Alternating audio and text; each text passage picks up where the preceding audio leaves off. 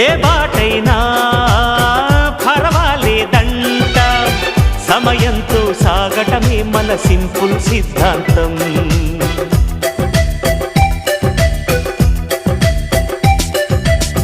చిరుగాలికి పరిమళమిచ్చే సిరిమల్లెల వనమై ఉందాం, గగనాన్ని నేలను కలిపే హరివిల్లుల బంతెన అవుదాం. ఆనందం అంటే అర్థం మనమందా, ప్రతి పూట పాటై సాగే హుషారు సరిగమలో.